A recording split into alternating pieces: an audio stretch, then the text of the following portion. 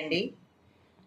Hi అండి. ఏదైనా మనం పప్పుచారులు కానీ పప్పు కానీ చక్కగా రెగ్యులర్గా చేసుకుంటూ ఉంటాం కదా.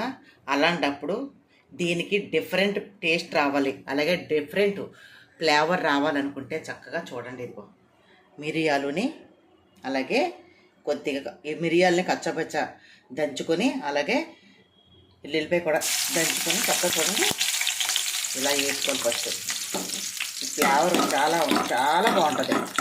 అలాగే మంచిది కూడా అండి మిరియాలు. జలుబు చేస్తే ఏం చేస్తాం? మిరియాల పాలు తాగుంటారా? మిరియాలు మంచిదండి.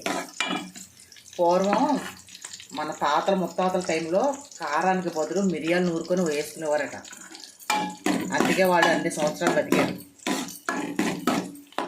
ఇలాగ మిరియాలని కొద్దిగా దంచి ఇలా నలిగితే సరిపోతుంది. గింజ దంచేసి ఇలా పోగులో వేసుకుంటే చాలా బాగుంటుందండి. ఓకేనా? తర్వాత ఎవరైనా కానీ వీళ్ళు వాళ్ళని కాదు, అందరూ తినేది ఇంగువ. తొందరగా అరుగుదలని ఇస్తుంది. పోపుల పైన వేసేసాను కొంచెంగా ఇంగువ. ఇలాంటి పోపుల్లో పప్పు కానీ, అలాగే ఇలాగా పప్పుచారు కానీ కాసుకున్నప్పుడు కొద్దిగా ఇంగువ వేసుకోండి. డిఫరెంట్ ఫ్లేవర్ వస్తుంది, అలాగే డిఫరెంట్ టేస్ట్ కూడా ఉంటుంది. హెల్త్కి కూడా మంచిది. చక్కగా మరుగుతుంది చూసారా.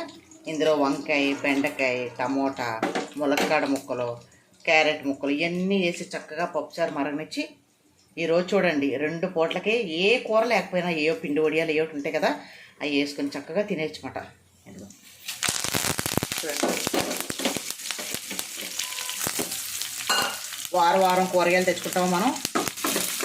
అలాంటప్పుడు మిగిలిన కూరగాయలు ఉంటాయి కదా, వారంలో ఒకరోజు వారాలు చేస్తాం కదా నాన్ వెజ్ తిన రోజుని ఇలా 2 పూటలకే పప్పుచారు పెట్టుకుంటే పిల్లలు చాలా ఇష్టంగా తింటారు.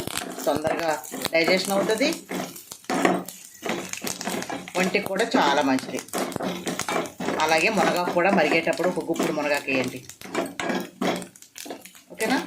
చిటపట్లు ఆడించి మనం ఏం చేస్తాం, సాంబారు తాలింపు వేసేసుకోవటం, ఇందులో తిరగబోత పోసేసుకోవటం. చూసారా ఎంత సింపుల్గా చూడండి. ఇచ్చేసి